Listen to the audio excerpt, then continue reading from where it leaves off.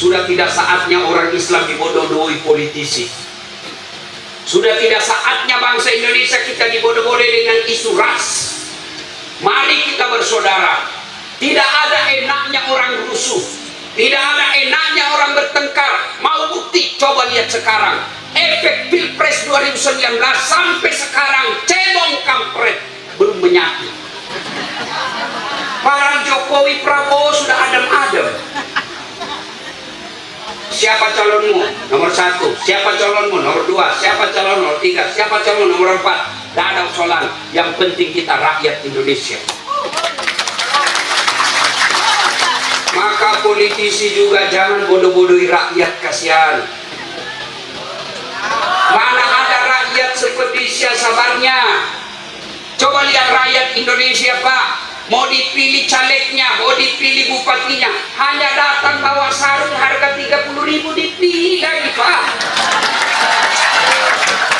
Sudah itu kita tipu lagi 5 tahun. Mau dipilih datang lagi lebih mahal sedikit menjadi 40.000 dipilih lagi, Pak. Coba lihat, ditipu tiap tahun tapi tetap sabar. Begitu ada acara kenegaraan, siapa yang doakan rakyat kita? Siapa yang doakan ulama kita? Ya Allah, ampuni dosa para pemimpin-pemimpin kami, padahal pemimpin kami dah sholat. Ya Allah, ampuni dosa para pemimpin-pemimpin kami, padahal mereka seling berzina di Indonesia. Kita tahu mereka jahat, tapi kita doakan. Inilah rakyat Indonesia. Maka sayangi rakyatmu karena kalian hidup dari rakyat Indonesia.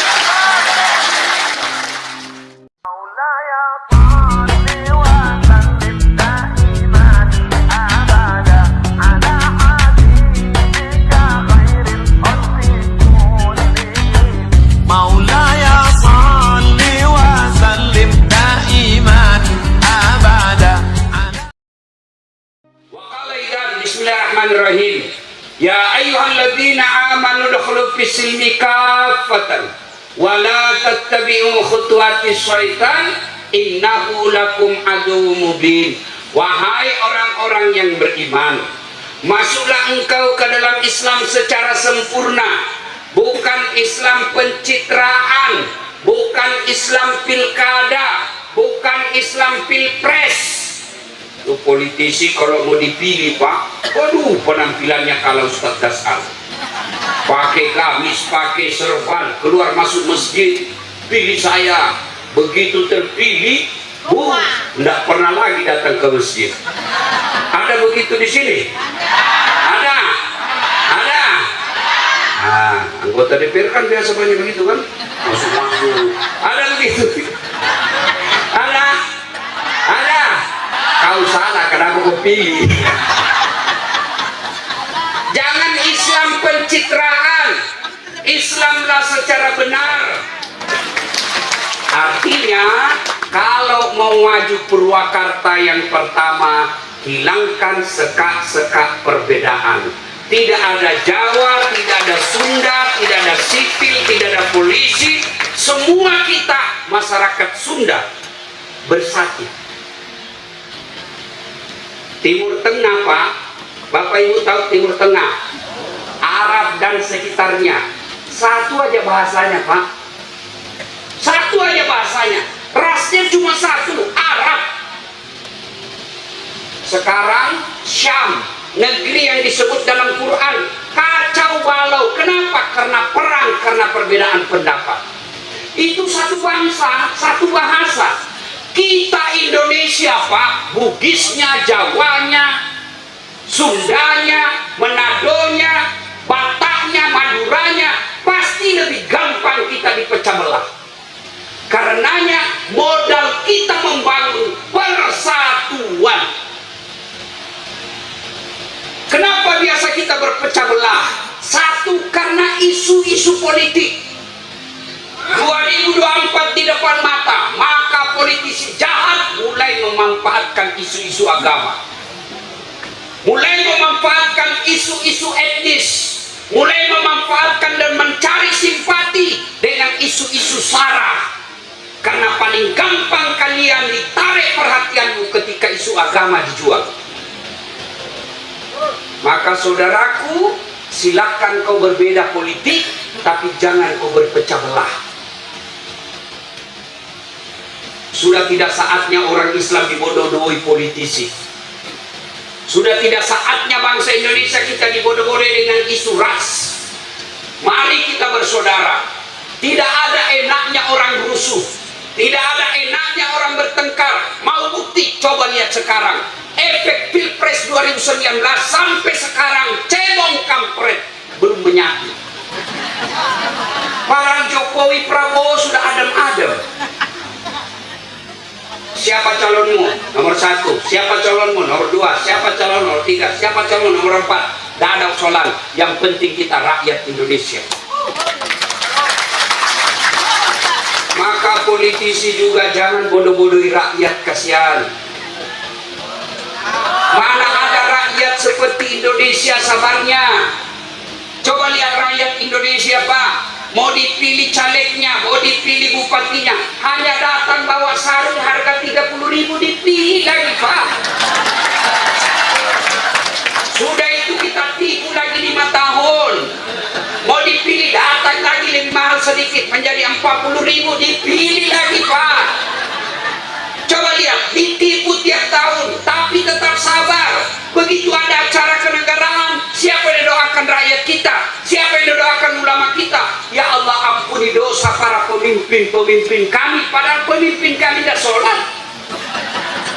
Ya Allah, ampuni dosa para pemimpin-pemimpin kami, padahal mereka saling berzina. Kita tahu mereka jahat, tapi kita doakan. Inilah rakyat Indonesia. Maka sayangi rakyatmu karena kalian hidup dari rakyat Indonesia. Aduh, jangan mau bercemar belah, jangan mau dibodoh-bodohi. Isu-isu politik biasa. Namanya orang pilkada, pilpres, pemilu, itu dalam ilmu politik disebut pesta demokrasi. Bapak tahu enggak ketika ada kata pesta didengar? Ketika Bapak dengar pesta, apa yang ada di benak Bapak? Gembira-gembira, makan-makan, ada elektron, pesta. Tidak ada pesta menakutkan. Maka mestinya setiap pemilu pilpres kita senang-senang, jangan menakutkan, jangan ada isu perpecahan.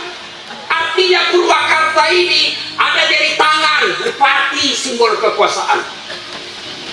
Ada dari mata sebagai polisi tentara mengawasi masyarakat kita. Ada dari mulut anggota DPR, jangan diam dan tidur saja kerjamu. Ada dari kaki rakyat, maka ketika kakinya masalah, rakyat diganggu, polisi tentaranya maju. Jangan kau ganggu rakyatku. Kalau kau ganggu, saya tembak kepalamu. Itu yang namanya. Jangan malah kita saling menghasut.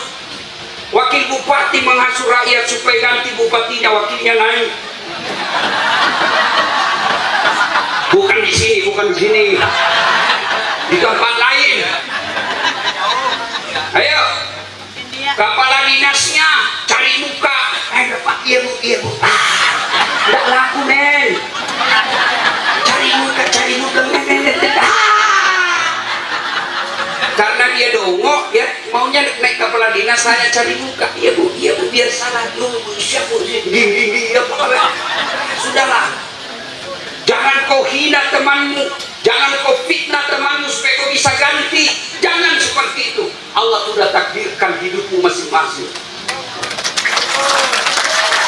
Satu. Ayo, ibu bapak, saudara-saudara sekalian, bersatu itu tidak mesti seragam. Bersatu itu artinya menerima perbedaan dan siap menerima kenyataan perbedaan kita. Ibu bapak, kenapa kita makan enak? Ibu-ibu, kenapa kita enak makannya? Karena gigi kita beda-beda. Coba kalau semua gigi kita seragam, apa enaknya makan? Semua gigi seri. Tahu ibu, ini gigi bu, bu. Ini nikmat paling hebat. Ibu bisa bayangkan tak bagaimana seandainya gigimu tumbuh dan panjang seperti rambut. Saya kira ibu bupati tidak akan terpilih karena sudah gondrong mulutnya. Lihat toh, Allahu Akbar. Lihat gigi kita yang di depan ini namanya gigi seri. Apa tugasnya? Memotong. Masuk ke dalam beda lagi, namanya gigi taring. Gunanya apa? Merobek. Maka bapak kalau makan daging begini kan, tidak mungkin begini. Kedua gigi itu. Yang ketiga lagi masuk ke dalam beda lagi, namanya gigi geraham. Fungsinya apa? Menghancurkan. Bayangkan kalau semua gigi kita gigi geraham, bagaimana kita makan sayur menggigitnya? Tidak mau putus, Pak. Kalau bersatu itu harus seragam, hampa hidup. Kenapa ibu-ibu nampak cantik dilihat di sini? Hah? Karena ada pakaian kuning. Saya curiga Golkar. Karena ada putih, macam-macam. Inilah hebatnya. Kenapa penting Allah ciptakan perbedaan di antara kita, supaya kita saling mengenal satu demi satu. Lita'araf, agar kita bisa bertaaruf, saling mengenal antara satu dengan yang lain. Bayangkan dalam Islam itu sangat diajarkan persaudaraan. Betapa pentingnya persatuan di antara kita. Maka disinilah pentingnya, sehingga Allah abadikan dalam Al-Quran. Wa'tasimu bihablillahi jami'an wa la tafarraqu. Berpegang teguhlah engkau kepada tali persaudaraan agama Allah, dan janganlah engkau bercerai-berai. Ibu bapak, baru-baru kita ibadah kurban, nyembeli binatang. Daging kurban dibagi 3. Yang pertama untuk yang berkurban sepertiga. Yang kedua kepada fakir miskin, memang sudah selayaknya sepertiga. Yang berikutnya yang ketiga kepada karib kerabat, terutama tetangga, sepertiga. Kalau orang miskin dikasih, ya wajar, memang dia lagi butuhkan. Kalau yang bersangkutan dapat sepertiga, ya wajar karena dia punya cara. Tapi kepada tetangga, tetangga kita kaya, apa maknanya kok dikasih tetangga pada dia kaya? Itu makna filosofinya di dalam adalah kau harus menjaga kekerabatan di antara kalian. Bahkan orang yang hitam jidatnya gara-gara sholat, tiap malam dia tahajud, Senin Kamis dia puasa, zikirnya baik, tapi tidak ada yang senang di kantor, demi Allah kalian bangkrut nanti di akhirat. Ada orang Pak di komplek di Makassar bertengkar gara-gara apa Pak? Anjingnya naik atas tetangga. Dan tetangganya orang yang najis, dianggap najis anjing, bertengkar gara-gara binatang ternak. Sebelah kanannya bertengkar gara-gara apa? Taman, janda bolong. Belakang rumahnya gara-gara apa? Got. Semua. Ada orang mulutnya zikir melulu, ngaji melulu, tapi di kantor tidak ada yang senang. Di kompleknya tidak ada yang senang. Sebelah depan rumahnya bertengkar gara-gara parkir. Sebelah kirinya bertengkar gara-gara apa? Binatang ternak.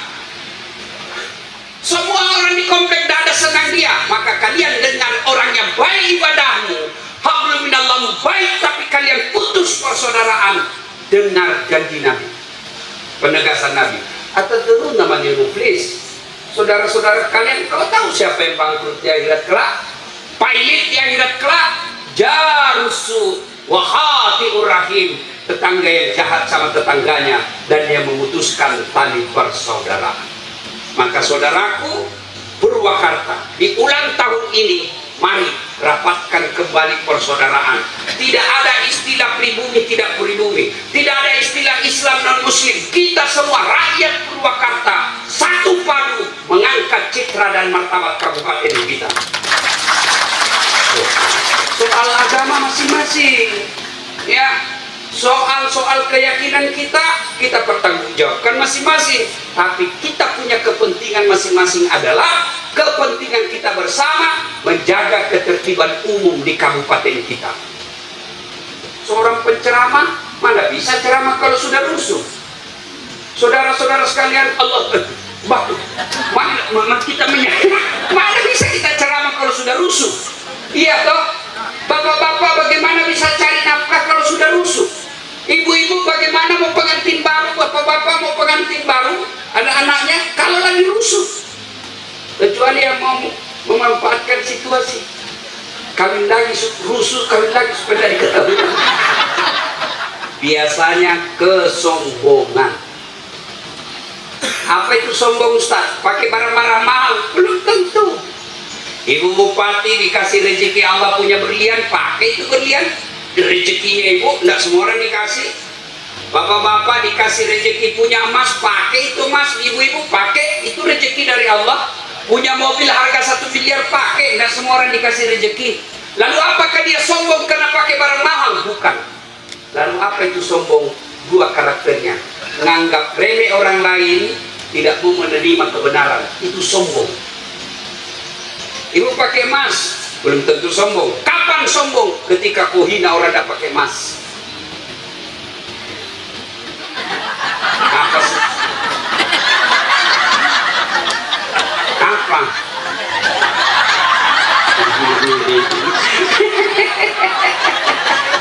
Apa sih bu? Apa? Kenapa? Palsu gelangnya. Sombong. Sombong. Ibu dandan pakai, itu rezekimu. Pakai parfum, itu rezekimu. Tapi jangan kau hina orang miskin. Palsu lipstiknya. Kenapa kau tahu? Melengket di giginya. Tukang gosip. Inilah penyakitnya ibu-ibu, kasihan tukang gosip. Ustaz aja dia gosip. Dia bilang, bupati tidak usah lagi kau panggil itu Pak Ustaz. 4 dia bahas, kita terus dikenanya. Ya, sombong. Karakter sombong kata Nabi 2. 1, nganggap remeh orang lain. 2, nolak kebenaran. Mentang-mentang dia punya NIP, sudah resmi ASN, dipandang ente pegawai honor. Bagaimana cara pandang ente pegawai honor? Semua kerjaannya dikasih pegawai honor. Salah bos, pegawai honor itu pelengkap. Kamu yang utama karena kau dapat NIP. Ada pegawai honor di sini? Ada. Biasanya yang banyak itu Satpol PP, kasihan. Polisi setengah. Nah, itu orang-orang yang sombong meremehkan pegawai honor.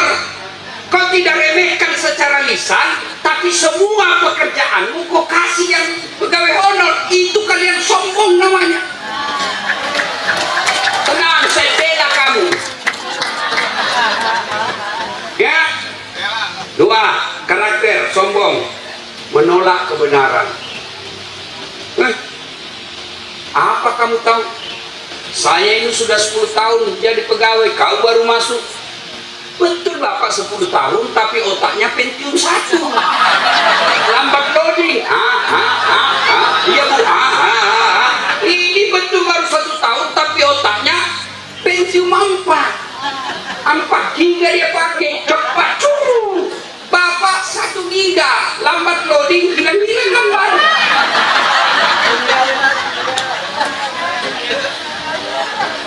Nah, apa penyebab datangnya sombong?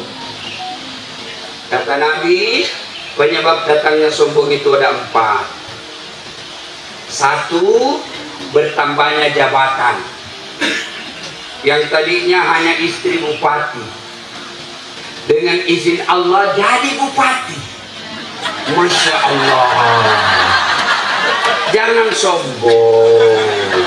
Jabatan hanya sekejap, 5 tahun saja. Terpilih lagi 10 tahun. Biar ibu makin hebat, 10 tahun tidak mungkin bisa bupati lagi. Pasti lepas jabatan. Bahkan kalau ibu mau pakai lagi padahal sudah lebih 10 tahun, masih mau pakai Garuda, ibu ke pasar, dibilang orang, sudah gila kasihan. Apa kita mau sombong dengan jabatan? Menteri, kurang apa itu? Menteri kita yang wafat, menteri wafat Pak. Nah, apa yang mau disombongkan dengan jabatan. Kepala dinas kamu sombong, pret. Kau jadi kepala dinas karena ibu bupati senang kamu. Biar ibu bupati senang, kalau suaminya tidak senang, tidak jalan des kamu. Apa yang mau disombongkan dengan jabatan? Dandim Kapolres Kajati,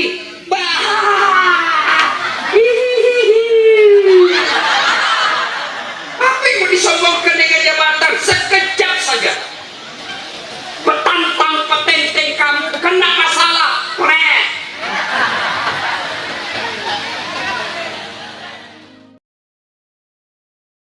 Gosip ini bintang-bintang gosip semua ini, ya toh.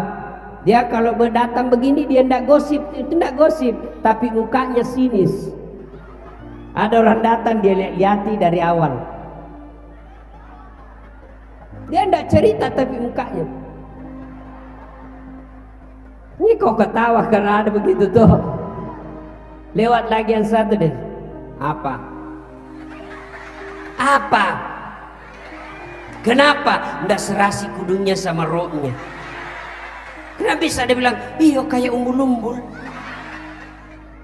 Kau ketawa karena kau semua pelakunya. Pak PJ saya aja digosip. Tadi saya lewat ada yang teriak. Dan saya dengar dia bilang, itu juga bajunya yang di YouTube. Ustaz ini juga gosip semua.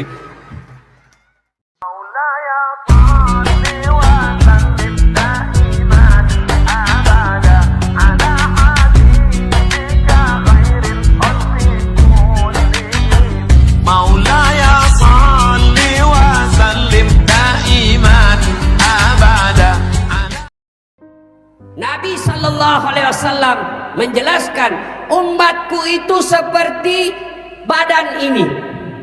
Coba lihat badan kita Pak, kompak sekali. Tangan kanan gatal tanpa disuruh kiri yang garuk.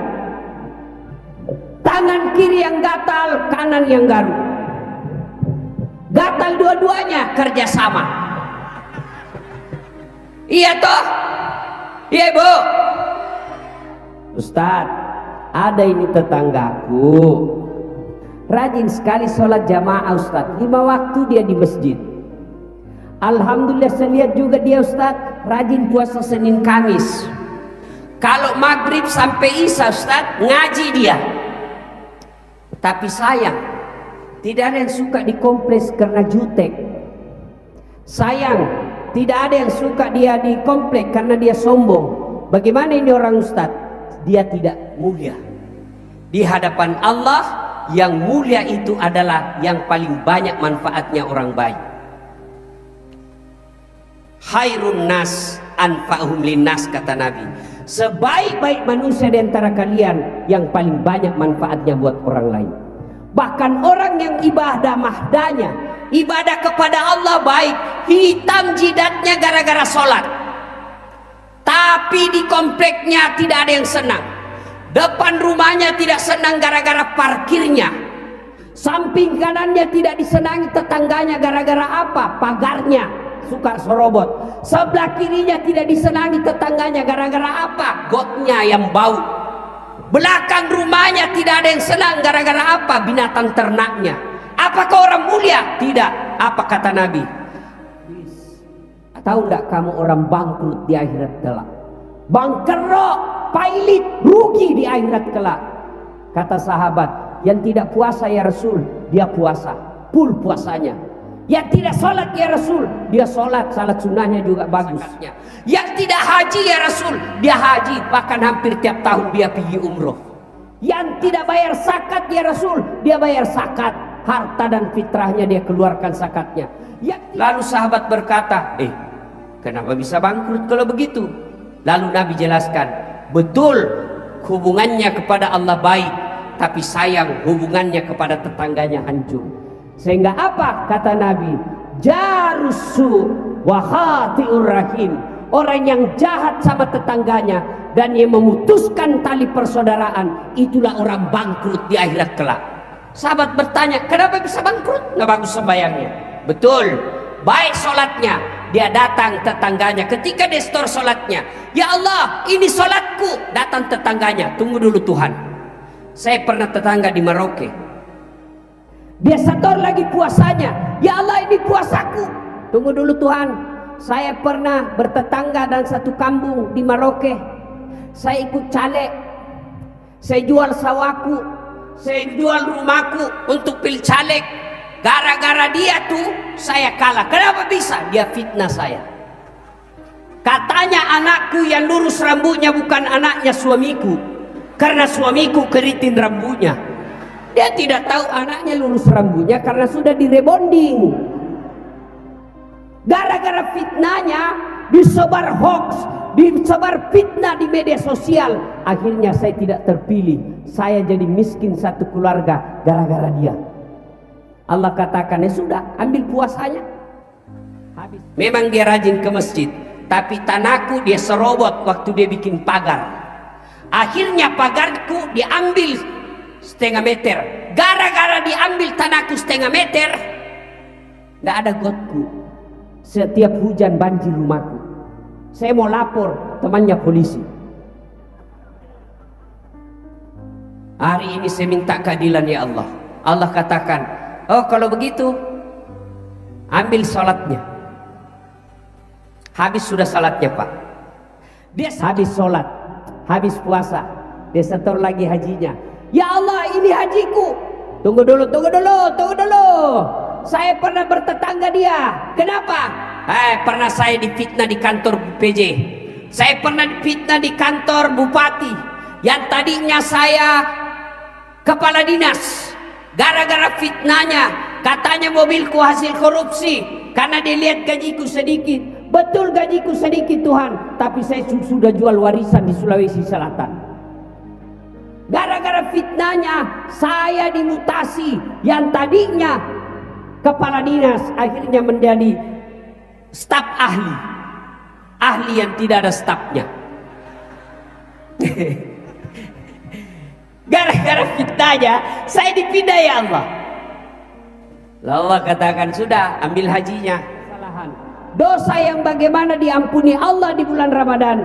Dosa yang sifatnya hubungan kepada Allah. Sementara dosa kepada Pak PJ, dosa kepada Pak Bupati, dosa kepada istri, dosa kepada tetangga, dosa kepada Pak Pendeta. Mohon maaf, saya baru tahu. Pak Pendeta, selamat sore. Saya perlu sampaikan Pak Pendeta, Pak Uskup, terima kasih. Saya tadinya tidak mau ke sini Pak. Sampai Pak PJ maunya saya datang ke sini, diutus Pak Sekdanya ke masjid saya. Namanya diceritakan perjalanan susah begini. Harus saya datang itu, tapi saya tidak bisa Pak. Ada cara. Pak Sekda bilang di sana banyak kaum non muslim yang menunggu Pak Ustadz. Segera saya datang. Inilah nikmatnya kita jadi bangsa Indonesia. Luar biasa. Yang ceramah muslim, yang mengundang non muslim. Alhamdulillah. Boleh berbeda, tapi jangan berpecah belah. Mau belajar tentang toleransi, datanglah ke Merauke.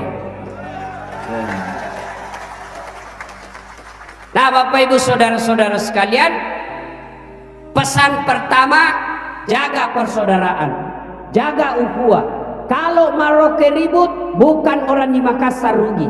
Kalau Merauke ribut, bukan orang di Jawa yang rugi, tapi siapa yang rugi? Orang kita di Merauke sendiri. Maka jagalah kampung kelahiran kita ini. Di sini kita cari nafkah, di sini kita berdakwah, di sini kita berkeluarga. Maka tidak ada yang bisa mempertahankan kampung halaman kita kerukunannya kecuali kita yang ada di sini. Bapak puasa, ibu-ibu puasa. Apa tujuan akhir puasa? Apa Ibu? Wah, pintar memang ibu-ibu nih. Ini ibu-ibu yang duduk di sini tentu beda pahalanya dengan yang di atas kursi. Yang di sini lebih besar banyak pahalanya daripada yang di atas kursi. Ya, nah, jangan juga kau langsung mau datang semua di sini. Itu belen-belen juga namanya itu. Ya, nah tujuan apa? takwa. Ya. Nah, cuma ada yang bisa hancurkan amal puasanya ibu. Salah satu diantaranya gosip. Ini bintang-bintang gosip semua ini. Ya toh? Dia kalau berdatang begini dia ndak gosip, itu ndak gosip, tapi mukanya sinis. Ada orang datang dia lihati dari awal. Dia ndak cerita tapi mukanya. Ini kok ketawa karena ada begitu tuh. Lewat lagi yang satu deh. Apa? Kenapa? Ndak serasi kudunya sama rohnya. Kenapa bisa dia bilang, iyo kayak umbul-umbul. Kau ketawa karena kau semua pelakunya. Pak PJ saya aja digosip. Tadi saya lewat ada yang teriak. Dan saya dengar dia bilang, itu juga bajunya yang di YouTube. Ustaz ini tukang gosip semua. Wahai orang-orang yang beriman, yang dipanggil tidak semua, yang beriman saja. Bu, ada 3 penjual lewat depan rumah ibu. Penjual sayur, penjual ikan, penjual buah lewat. Kalau ibu teriak sayur, siapa yang singgah? Siapa yang singgah? Penjual sayur. Kalau dia tidak singgah, 2 kemungkinan, habis sayurnya, 2 tuli.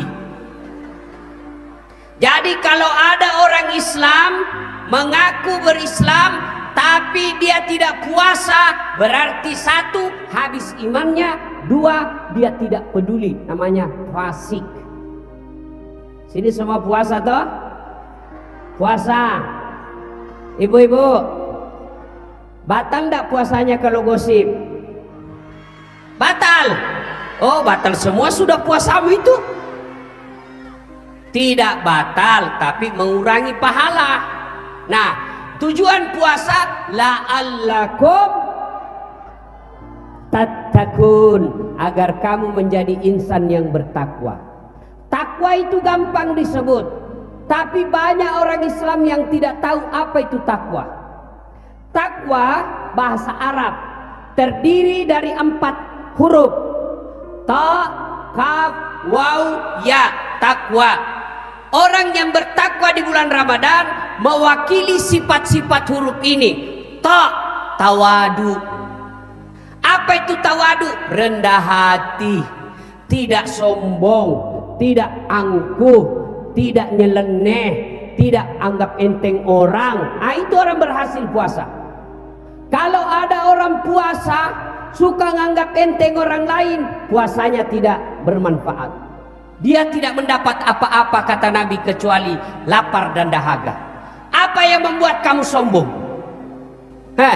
Kata Nabi, 4 penyebab datangnya sombong. 1, bertambahnya jabatan. Ini di depan.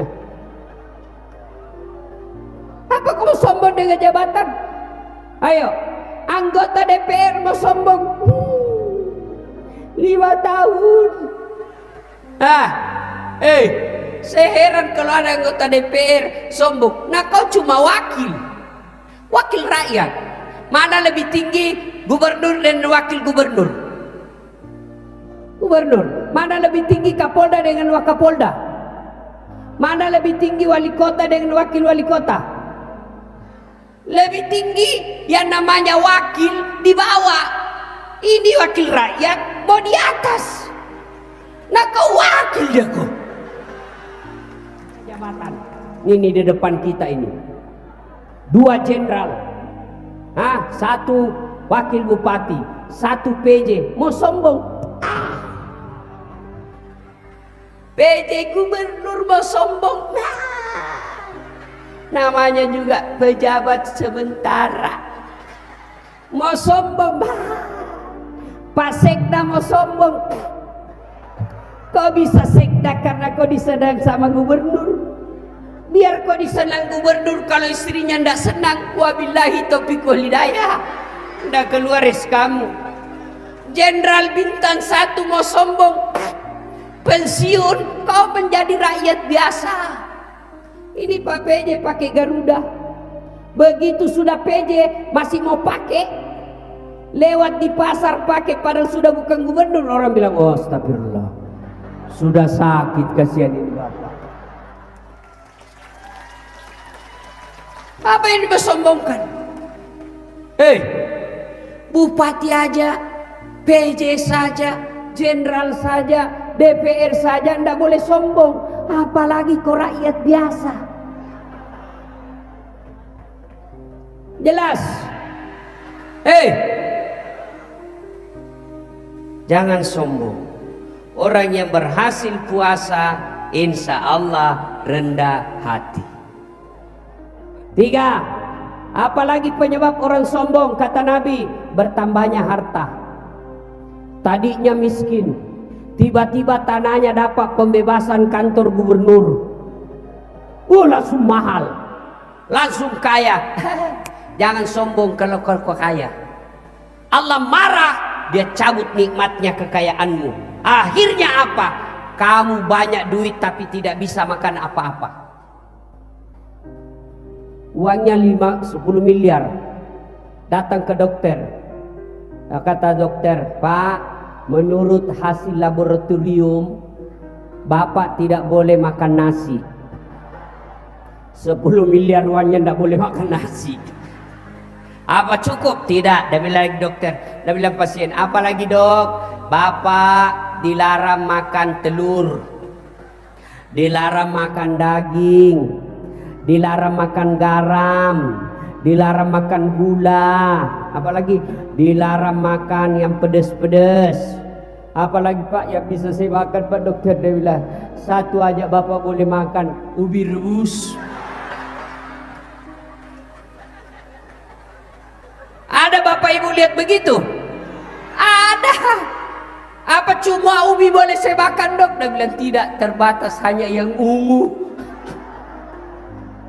Duitnya 10 miliar tapi tidak bisa makan apa-apa. Mending kita duit tidak ada tapi bisa makan semuanya.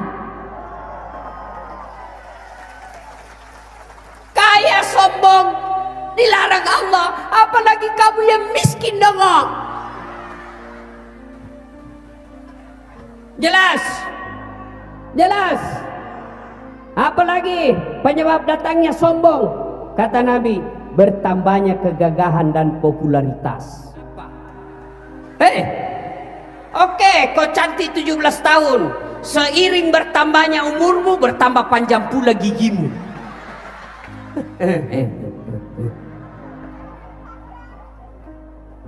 Maka orang yang berpuasa jauh dari sifat-sifat sombong.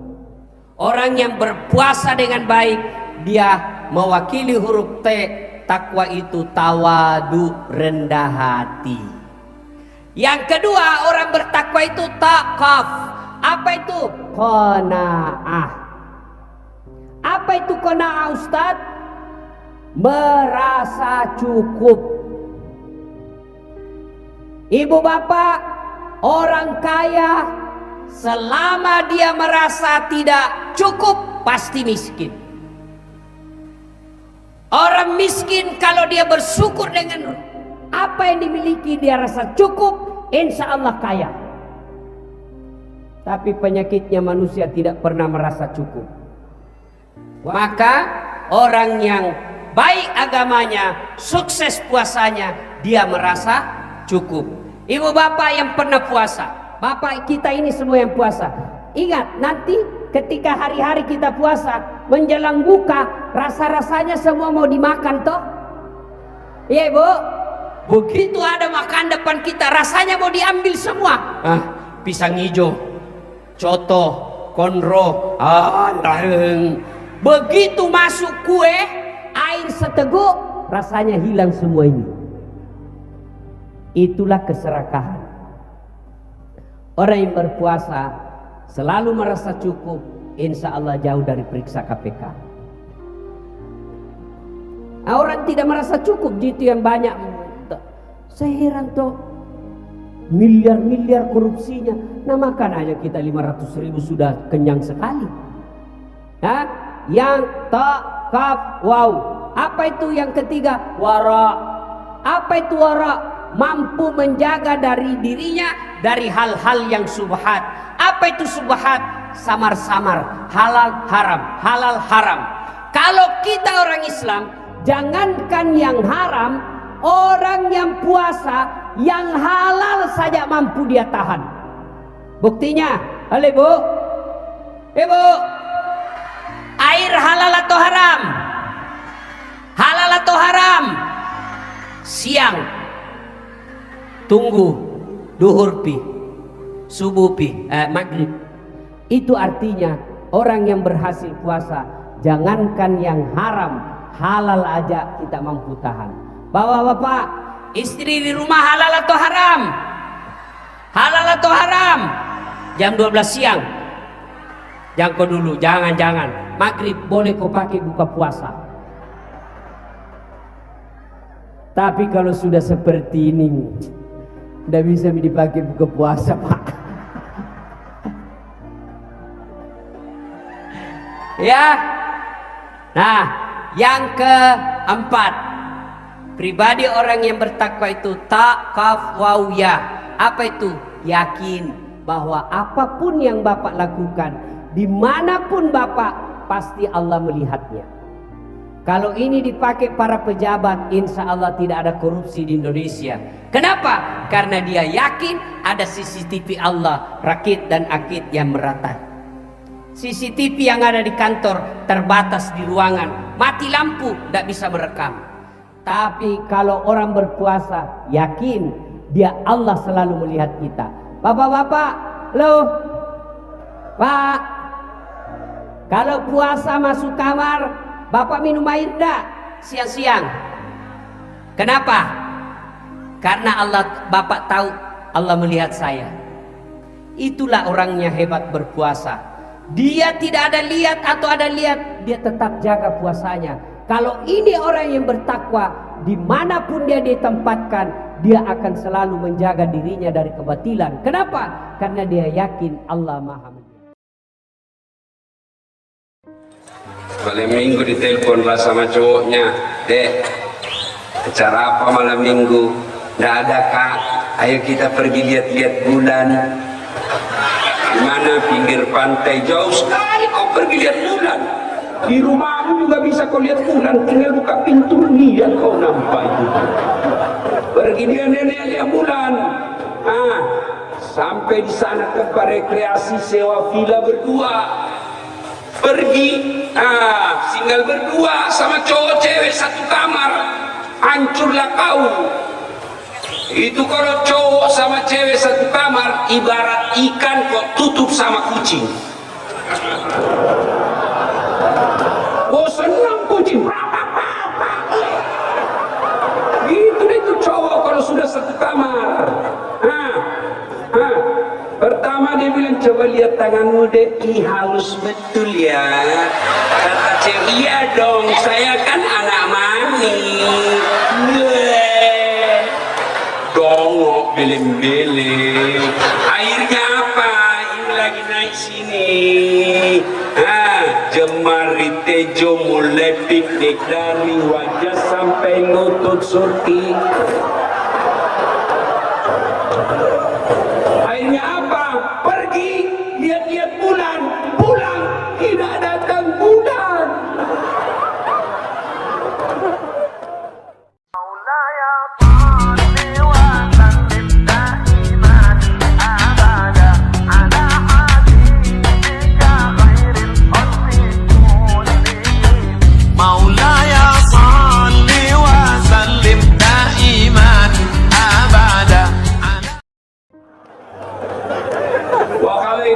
Bismillahirrahmanirrahim.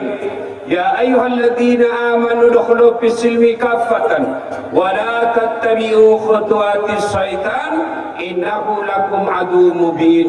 Wahai orang-orang yang beriman, masuklah engkau ke dalam Islam secara sempurna dan janganlah engkau ikuti langkah-langkah setan, karena sesungguhnya setan itu musuh yang nyata bagi kalian. Musuh kalian bukan polisi, musuh kalian bukan pemerintah, musuh kalian bukan ulama, musuh kalian bukan pejabat, musuh kalian adalah setan, di mana setan itu musuh yang nyata bagi kalian. Kalau kita ibu bapak ketika mendengar undangan ceramah ini, ya datang di atas sana, bapak baca, setan goda, tidak usah kau datang, tidak usah kau datang, capek, tidak ada kursi, makan tidak ada, tidak usah kau datang, tidak usah datang, capek saja. Nah, itu setan yang menggoda bapak ibu. Tapi alhamdulillah, bapak yang hadir di tempat ini, dari Sabang sampai Merauke, dari belakang sampai ke belakang, barusan saya ceramah 4 penjuru. Untuk tidak ada di atas, mati saya kalau ada di atas. Masya ya. Nah, maka bapak ibu yang datang di sini berhasil mengalahkan setan yang ada di rumah. Nah, siapa lagi yang kena godaan setan di tempat ini? Siapa? Mereka yang datang pengajian dengan pacarnya. Bonceng cewek. Kenapa dekat-dekat sama cewek? Pacaran syar'i, pret. Ada pacaran syar'i. Hati-hati ibu-ibu, cewek-cewek yang dekat dengan cowok, bisa jadi itu cowok adalah godaan setan. Dengar ceramah sambil peluk-peluk. Beleng-beleng. Bapak ibu saudara-saudara sekalian, teristimewa para pejabat yang hadir di tempat ini, Bapak Kapolres, Bapak Dandim, Bapak Kajati, Wakil Bupati, dan terkhusus yang mengundang saya, Wali Kota Berenun, Bapak Haji Jamal. Ini wali kota yang tidak ada tanda bentannya. Tapi semoga Bapak dicintai oleh Allah dan Rasulnya, karena selalu berusaha mendatangkan dakwah-dakwah di tempat ini. Saya pikir Bapak ini calon bupati, ternyata bukan. Nah, baiklah ya. Karena sekarang susah mencari orang ikhlas. Susah mencari orang ikhlas sekarang. Biasa kalau banyak yang suka bantu-bantu masyarakat, orang ujung-ujungnya, oh caleg atau calon bupati. Nah, ternyata Bapak bukan ya. Tidak tahulah besok-besok ya. Coba kita lihat di tengah-tengah kita, Pak. Saya hormat kepada Bapak Ibu, ibu-ibu yang membawa anaknya masih balita, tega sampai tengah malam begini, rela dilakukan karena antara mau menidurkan anak dengan mau dengar ceramah. Insya Allah Bapak Ibu yang membawa anaknya dengar ceramah ini, Allah muliakan ibu. Kadangkala saya melihat ibu-ibu malu di tengah orang banyak, dia gendong anaknya, mau pulang, mau juga dengar ceramah, tinggal dengar ceramah anaknya menangis, tentu rasa malu Pak. Kita pasti rasa malu ketika orang mendengar ceramah anak kita nangis. Tapi ini ibu tega, dia tanggung rasa malunya untuk apa? Karena ingin dengar ceramah dan mengabaikan karena sayangnya sama anak. Ibu-ibu seperti ini insya Allah dirindukan oleh surga. Maka demi Allah, anak yang durhaka kepada orang tuanya, jangankan masuk surga, baunya surga kau tidak akan dapat. Sayang, seribu sayang anak-anak kita sekarang lebih hormat sama pacarnya daripada ibunya, lebih hormat kepada pacarnya daripada bapaknya. Kalau bapaknya tegur, nak jangan kau keluar malam-malam, nak tidak bagus anak gadis keluar malam-malam. Apa jawab anaknya? Ma, itu kan dulu, sekarang lain, milenial, dongok. Sekali cowoknya, terserah abang aja deh. Cewek, tidak akan berkah hidupmu kalau kau lebih hormat sama cowokmu daripada bapakmu. Kalau bapaknya mau jabat tangan, tidak dicium. Ibu-ibu pernah lihat anak-anak kita jabat tangan? Ibu-ibu sering anaknya jabat tangan sama ibu? Sering? Cium tangan? Anda disliding. Cium tangan itu begini. Ini kayak sekali tangan cowoknya beleng-beleng. gara-gara pacarnya ngodok. Adindaku sayang, kemanapun kau pergi aku akan mengikutimu. Gunung kan kudaki, lautan ku seberangi, masjid kau lewati, cewek, malam minggu ditelepon lah sama cowoknya, dek, acara apa malam minggu? Nggak ada kak, ayo kita pergi lihat-lihat bulan. Di mana? Pinggir pantai, jauh sekali kau pergi lihat bulan. Di rumah juga bisa kau lihat bulan, tinggal buka pintu lihat kau nampak itu. Pergi dia nenek lihat bulan. Sampai di sana tempat rekreasi sewa villa berdua. Pergi, tinggal berdua sama cowok cewek satu kamar. Hancurlah kau. Itu kalau cowok sama cewek satu kamar, ibarat ikan kok tutup sama kucing. Oh senang kucing. Gitu deh itu cowok kalau sudah satu kamar. Pertama dia bilang, coba lihat tanganmu dek, halus betul ya. Kata cewek, iya dong, saya kan anak mami. Dongok beleng-beleng. Airnya apa? Ini lagi naik sini. Jemari tejo mulai piknik dari wajah sampai lutut surti. Akhirnya apa? Pergi lihat-lihat bulan, pulang tidak datang bulan.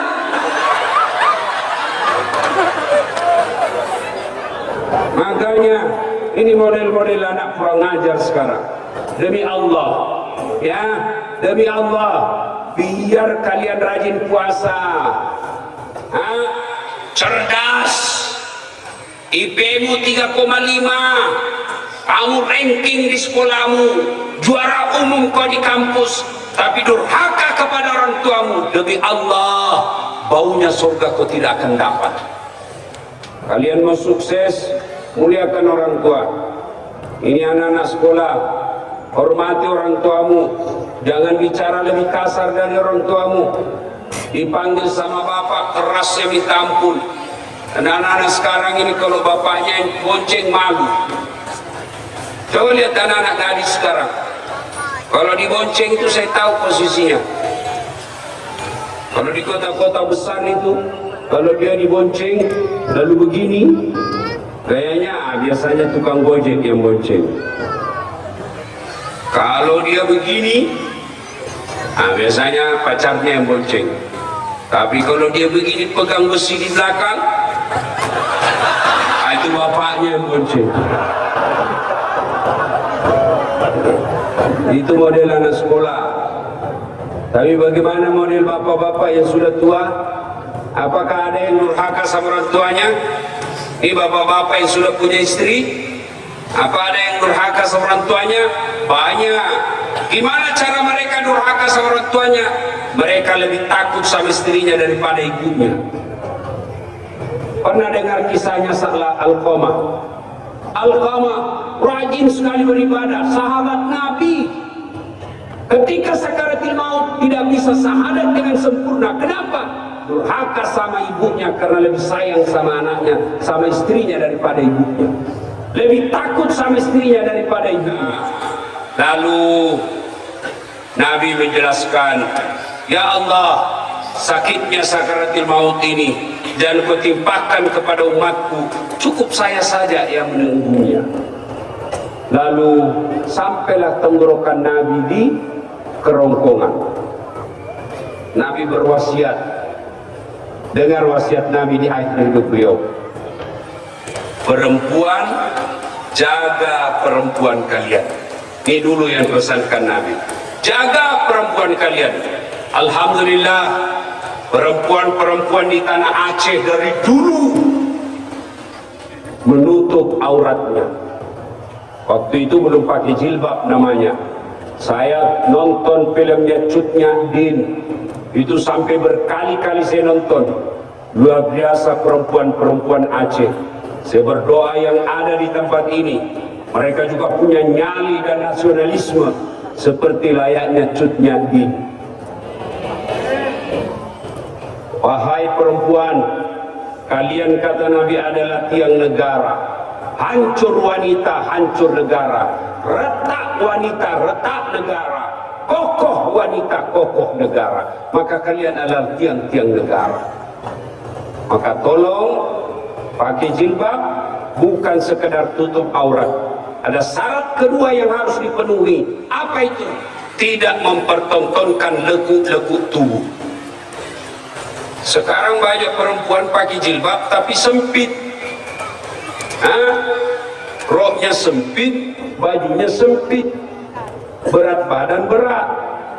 Akhirnya apa? Seperti buras. Tidak tahu apa bahasanya di Aceh kalau buras. Ada itu yang dibungkus-bungkus nasi, lontong. Coba lihat lontong sudah dibuka kulitnya masih kentara ikat-ikatnya itu. Begitulah ibu-ibu yang pakai jilbab tapi sempit.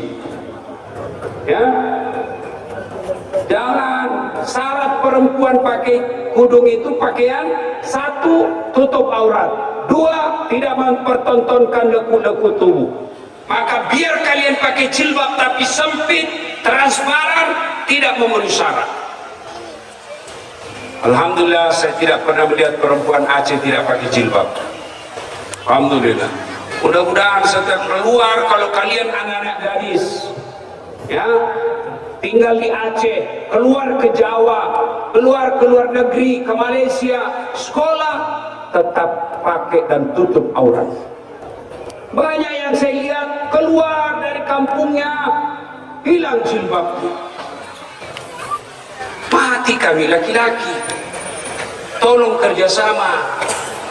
Kami laki-laki jaga mata, tolong cewek jaga akhlak.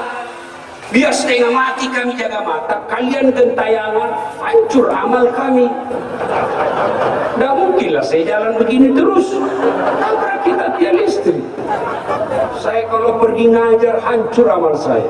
Sebelum saya keluar, saya baca duha dulu, saya sholat duha dulu, saya zikir, ngaji beberapa ayat. Baru 2-3 kilometer keluar dari rumah, hancur amal saya. Sebelah kanan tidak ada, sebelah kiri paha, di depan kita, waduh, lebih cantik lagi. Dilihat haram, tidak dilihat barang bagus. Jaga perempuan kalian, bapak-bapak, jaga anak gadis kalian. Alhamdulillah mereka pakai jilbab, tapi yang banyak merusak anak kita sekarang pacaran. Dan yang lebih merusak gaya pacarannya dari handphone. Bapak belikan HP anak smartphone, itu lebih gampang mereka berzina. Zinanya dengan cara apa? Video call. Ibu-ibu tahu video call? Hoi, Bu, atau ibu juga suka video call sama selingkuhannya? Video call ini yang rusak anak-anak kita. Mereka masuk di kamar, kata cowoknya, didengar, gampang pakai headsetmu supaya tidak didengar bapakmu. Pakai ya, kasih dia lidahmu kasih terus.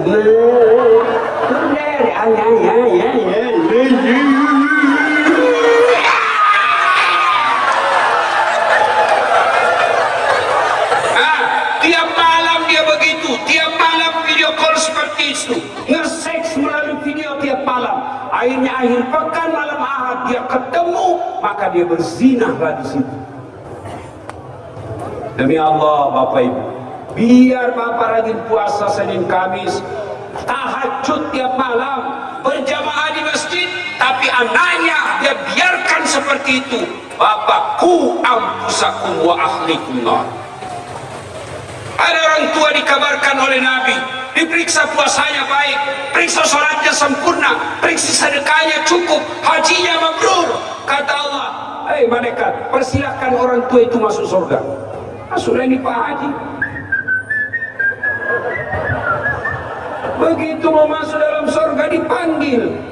Ada yang teriak dari dalam neraka, Tuhan, tahan itu Pak Haji, tahan itu, tahan. Kenapa? Itu bapak saya. Ada urusan apa? Saya nih masuk neraka gara-gara dia tidak peduli sama saya.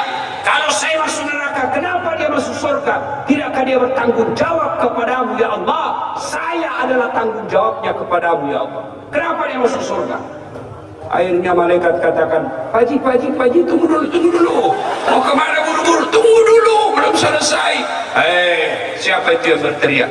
Oh, anak bungsuku ya Allah, kau masuk dalam neraka bersama anak.